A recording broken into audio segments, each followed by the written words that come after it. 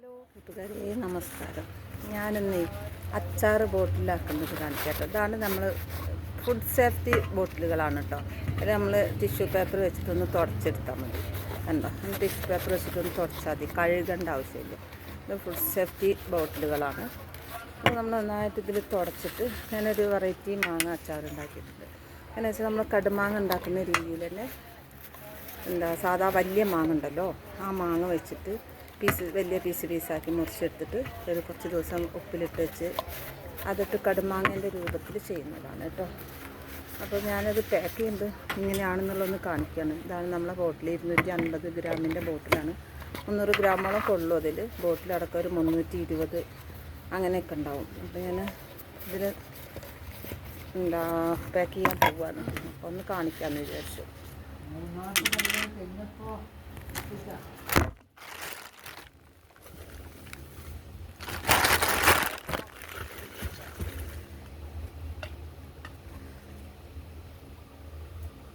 Pack ചെയ്യാണ്.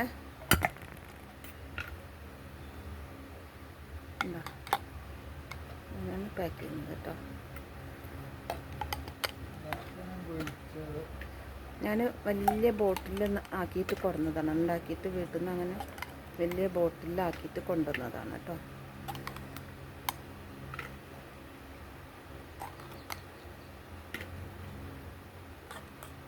ഇങ്ങനെ ചെത്തുമാങ്ങ ആയത് കാരണം ഞാനിത് വില കുറച്ചാണ് കൊടുക്കുക. ഇങ്ങനെ ഒരു ബോട്ടിലിന് 50 രൂപയുള്ളൂ. ഇങ്ങനെ ഒരു ബോട്ടിൽ 50 രൂപ. നല്ല ഫില്ലാക്കി തന്നെ കൊടുക്കുന്നത്.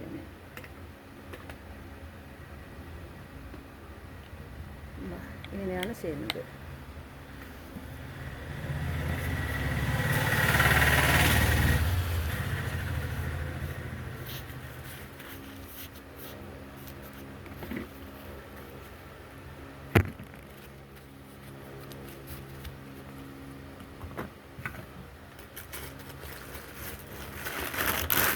ഉണ്ടോ, ഇങ്ങനെ ഒരു ബോട്ടിലാക്കി കൊടുന്നതാണ്. ഞാൻ വീട്ടിൽ നിന്ന് ഉണ്ടാക്കി കൊണ്ടുവരില്ല. അപ്പോൾ ഇങ്ങനത്തെ ഒരു ബോട്ടിലാക്കിയിട്ട് ഇവിടെ കൊടുന്ന് പാക്ക് ചെയ്യാൻ വേണ്ടിയിട്ട് കൊണ്ടുവന്നതാണ്.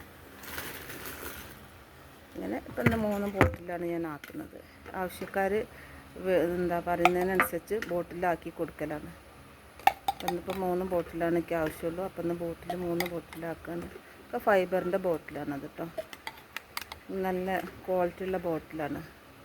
അതുകൊണ്ട് ഇതിൽ എത്രയും ദിവസം വെച്ചിരിക്കാൻ പറ്റും. നമ്മൾ സാധാ പ്ലാസ്റ്റിക് അല്ല.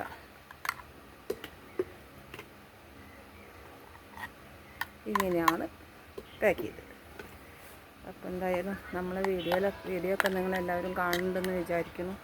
എല്ലാവരും കാണുക. കണ്ടു പോയാൽ പോരാ, ലൈക്ക് ചെയ്യണം, സബ്സ്ക്രൈബ് ചെയ്യണം, ഒന്ന് സപ്പോർട്ട് ചെയ്യണം. ഒരു സാധാരണ ഒരു വീട്ടമ്മയാണ്. നിങ്ങൾ ഓരോരുത്തരെയും ലൈക്കാണ് നമ്മളെ എന്താ പറയുക വിജയത്തിൻ്റെ പറഞ്ഞില്ലേ ഒരു പ്രോത്സാഹനം തരുന്ന സംഭവം. എന്തായാലും നിങ്ങളത് എനിക്ക് വേണ്ടിയിട്ട് ലൈക്ക് ചെയ്യുക, സബ്സ്ക്രൈബ് ചെയ്യുക. ഇതൊക്കെയാണ് പറയാനുള്ളത്. അപ്പം വീണ്ടും അടുത്ത വീഡിയോയിൽ കാണാം. Okay, by.